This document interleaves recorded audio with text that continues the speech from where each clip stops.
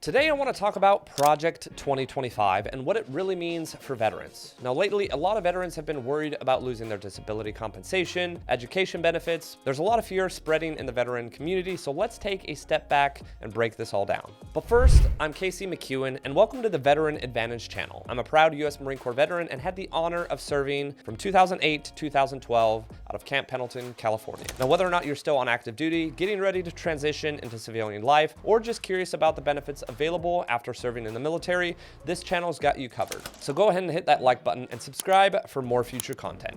Now first, let's talk about what Project 2025 actually is. It's a policy initiative backed by the Heritage Foundation, which is a conservative think tank. Now, a think tank is just an organization that comes up with policy recommendations. It doesn't have an actual power to create laws, but it does influence policymakers. Now, think of it as a group that brainstorms ideas, then hands them over to people in power to decide whether or not to use them or not. Now, the Heritage Foundation leans conservative, and one of its main goals is to create a balanced budget, which means finding ways to cut government spending. Now, since the VA is a big part of the government spending, it's naturally one of the areas that gets examined when discussions come about cost cutting. Now, it's important to remember that Project 2025 is not an official government program. It's just a collection of ideas that could be used by a future administration. Now, while some of these ideas may be good, some of them might not actually be good, but right now they're all just that, ideas. Now, a lot of veterans are worried that these ideas could become law overnight. But that's not just how the government works, guys. Project 2025,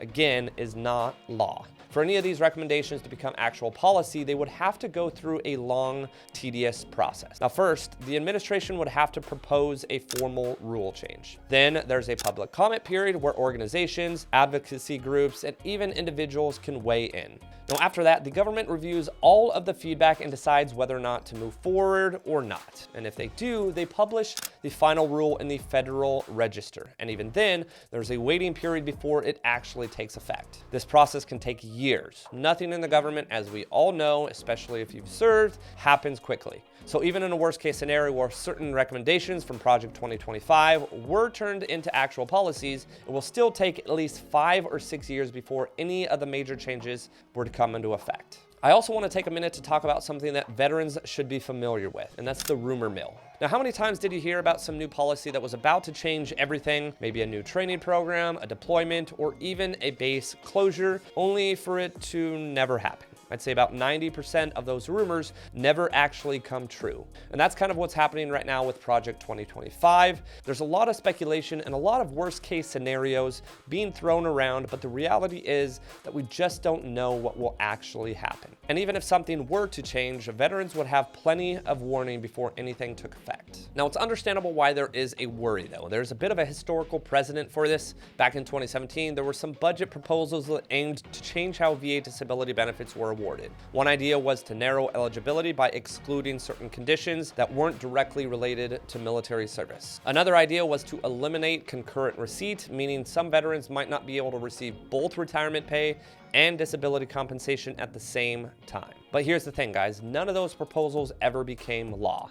They were discussed, analyzed, and ultimately rejected. So while there have been attempts to change how the VA operates in the past, history shows that these kinds of proposals face a lot of pushback and don't always move forward. So that brings us to the real question here, guys. What does Project 2025 actually say about veterans' benefits? Well, if you go directly to the document, there's a section that talks about the Veteran Benefits Administration, or VBA, which is the part of the VA that handles disability compensation and pension benefits. Now, one of the key points in the report talks about re-evaluating the VA disability rating system. The argument they make is that over time, more and more conditions have been added to the list of disabilities that qualify for compensation, and some of them may not be directly tied to military service. Basically, they're suggesting that the government take another look at which conditions should actually qualify for benefits. Now, they don't say exactly what they would change, but the fact that they bring it up at all is enough to raise some concerns. Now, another part of the report suggests finding cost-saving measures for future claims, while keeping existing benefits in place for veterans who already receive them.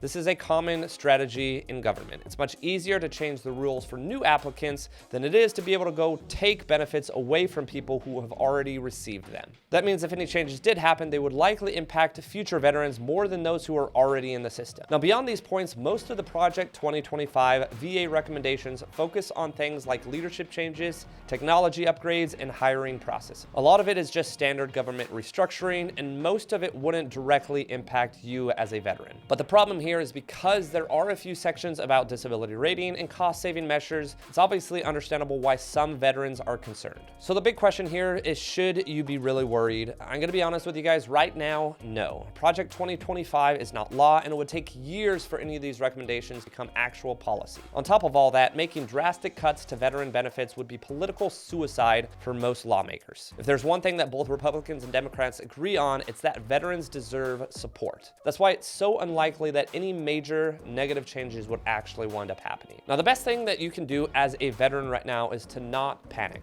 Make sure to stay informed and subscribe to this channel to stay up to date with veteran-related topics, such as the topic we discussed today. Now, if you do have any comments or questions on Project 2025 specifically, make sure to leave them down in the comment section down below. This is a relatively new channel. I get back to every single comment made on this channel, and I would love to be able to hear what your thoughts are. But that's all I got for you guys this week. Make sure to like and subscribe. It really does help, and stay tuned for the next video.